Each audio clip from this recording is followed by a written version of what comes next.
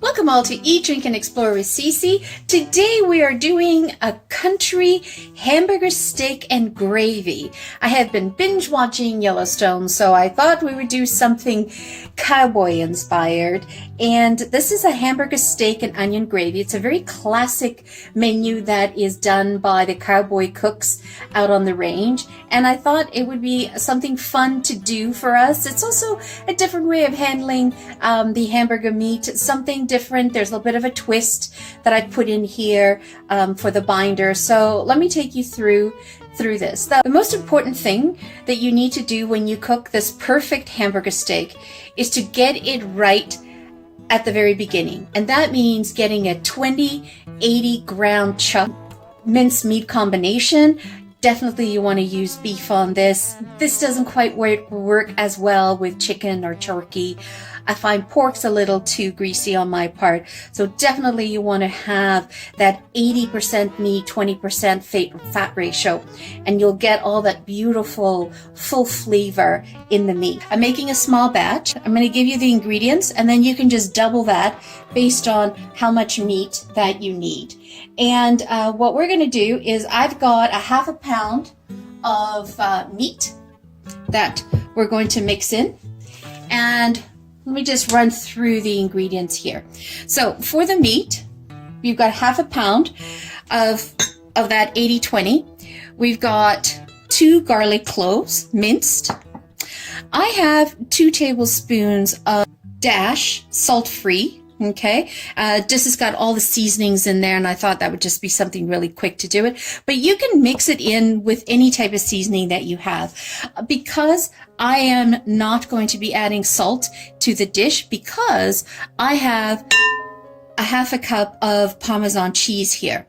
And that Parmesan cheese is going to be the binder that binds the meat together and also adds the salty flavor to it. So I definitely don't want to do that.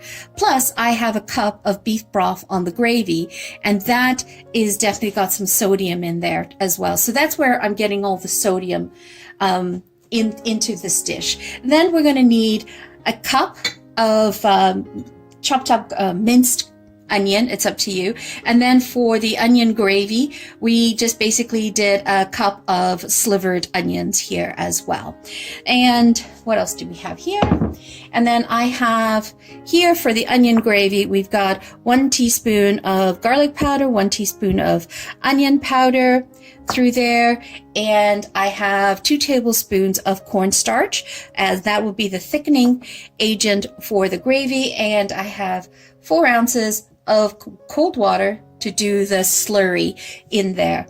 And I also crushed up some black peppercorn and also some pink peppercorn in here. This is totally to taste. You can add as much pepper as you want in your dish. It's totally up to you. And you can never have enough Worcestershire sauce. Hopefully I said that correctly. So we're going to need about 3 tablespoons of that. So we're gonna separate that in the meat and in the gravy. I'm making a small batch, so I'm gonna only use a tablespoon of butter to mix in with the meat, but I'll add the recipe what you're gonna need. So make sure your hands are nice and washed before you get to doing this next step. And what we're going to do in a large bowl is you want to combine the diced onion. So I am just going to add them in a little bit at a time, and I'm just going to mix it together. And you can honestly add as much onion as you want in this dish. It's totally up to you. We love onion, so that's always fun to have. And just get right in there, mixing it with your hand. And we're going to add half of the Dash seasoning, salt-free garlic and herb. You could use any type of seasoning, pre-made seasoning, or make your own.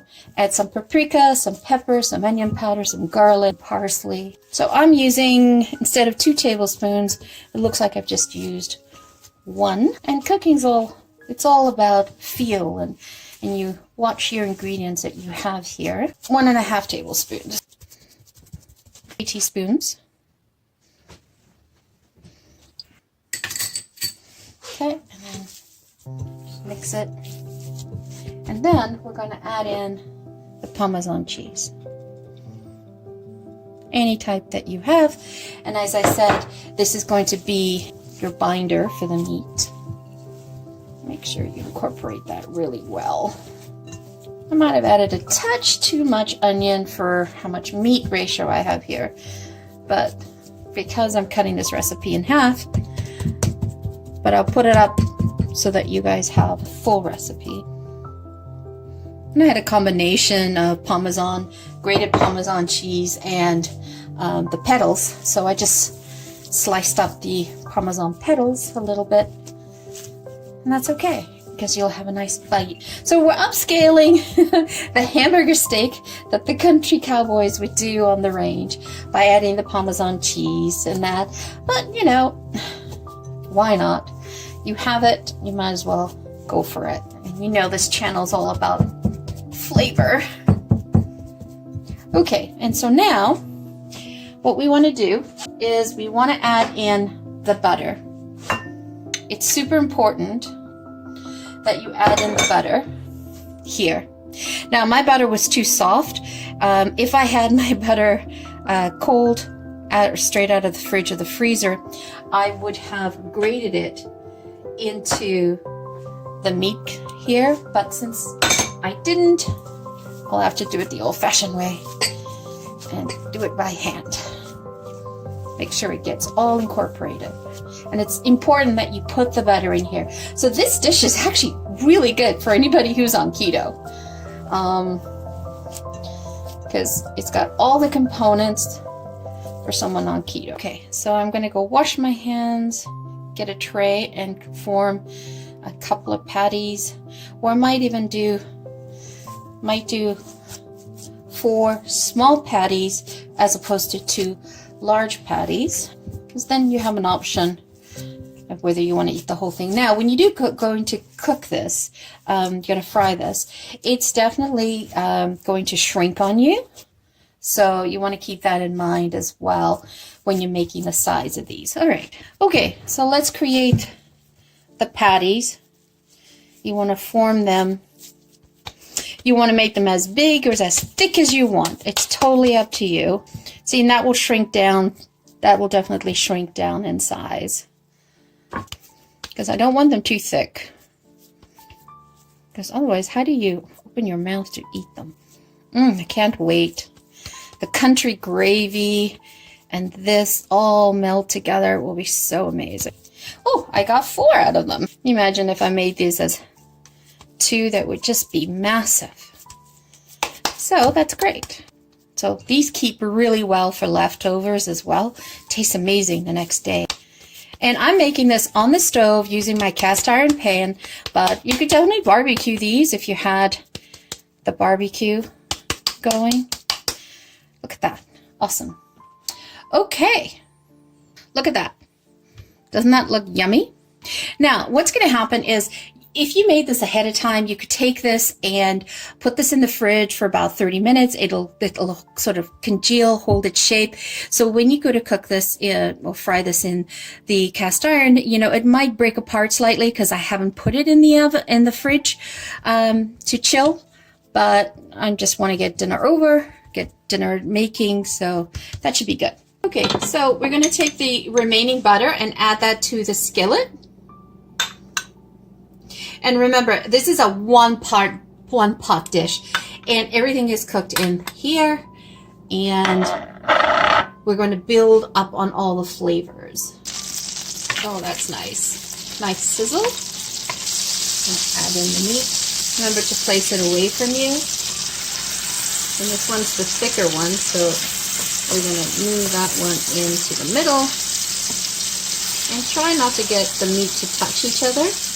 It cooked better. All right, so we're going to leave that cooking. So what we're going to do is brown it really at the bottom. We're going to then flip it, brown it. Usually hamburger meat cooks in about 140 degrees. But because we're also going to continue cooking it in the gravy, I might cook it maybe 95% of the way and then finish it up in the gravy so that it's not overcooked.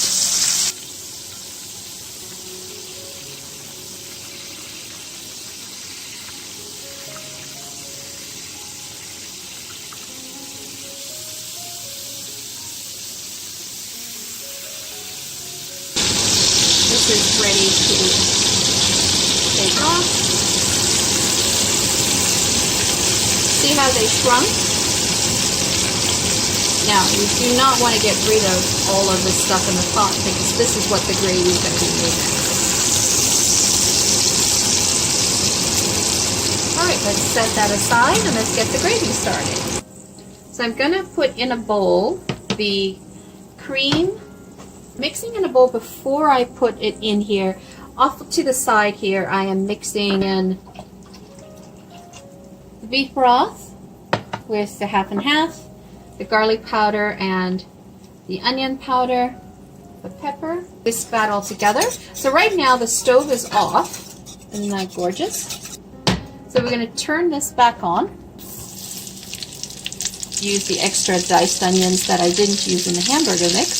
So just let it absorb all of the flavor from the bottom of the pot. All that foam down here is where the flavor is. So I am literally just taking this and just gently lifting the bottom. And I like to do this before I put in the broth, the liquid, just so that I know all the bits are lifted. Oh, this is so tasty. And that's another reason why we incorporated the garlic into the burger meat, into the mincemeat, so that it doesn't burn. And then we're using garlic powder instead of actual garlic because it would definitely have burnt. So look at that, it's just absorbing, the onion is just absorbing all those wonderful flavors. And this is the color we're going for. We're going for a nice mahogany brown color. So now we're going to stir in, and now I'm going to let this simmer on a low heat. Just going to simmer this, incorporate with the existing liquid that was in the pot. Just let it simmer, and I'm going to now go and do the slurry, the cornstarch slurry. Here's the thing about the cornstarch. You want to do a little bit at a time when you pour it in because it thickens really, really quickly. So it depends on how thick you want your gravy to be. Make sure you get all the lumps out. Let me show you a trick. I don't directly pour into the pot because in case there's lumps that are there that I don't see. So what I do is I pour it into a sieve. See, it caught something there already. Let's do a little bit at a time. Oh, doesn't this mahogany color look amazing? I'm not one for a white gravy. I am a lover of like a nice leathery mahogany. Look, you see how it's thickening it up? See that? Now, if you accidentally, put too much cornstarch and it's too thick and you want to thin it out, then you could thin it out with some stock, some additional beef stock. You can, worst case scenario, thin it out with some water, but I would thin it out with some cream. That was about a 1/4 cup. Okay, so now what we're going to do is going to return the patties back in here so they can all amalgamate. And by the way, I'm taking the wooden spatula and I'm literally scraping the bottom. I want to grab all of that. And you can save this gravy for other stuff, like for example, you could saute some mushrooms and add that to this gravy. You could also use this gravy with some pasta because that will be so flavorful. Just white pasta, and then just use this as the sauce, and then add in some mushrooms. Oh, you'll never know what's coming. And people go, "What is this? It's amazing," because of all the layers of what we did. Okay, so we're going to plate it. So I toasted a hamburger bun, and we're just going to add a little bit of the sauce at the bottom. Definitely want to toast the bun. Then add your hamburger steak, and then just pour it on top. So you're not going to be picking this up with your hands as a hamburger. You're going to use a knife and fork, but from a presentation, It's perfect. Now, if you had biscuits, you could have done biscuits. And the leftover Parmesan cheese, I'm going to sprinkle that on top for the tomatoes. We'll put that bun on top. An old-fashioned hamburger steak, country style, totally inspired from watching Yellowstone and the Cowboys on the Range. And let's give this a taste. Wow, that's flavorful. That's going to be awesome to eat. So there you have it, folks. Thank you for joining me today. It's always greatly appreciated. If you have not yet subscribed, and please consider subscribing and hitting that like button. Add a comment and tell us what you think of this, if you've made this before, or if you're going to make it. Let us know how it turned out for yourselves, because every interaction from the audience helps us with the YouTube algorithm so that it can promote our videos out to more enthusiasts like yourselves. Once again, thank you so much for joining me. Have a wonderful day. Ciao for now. This gravy is going to taste awesome.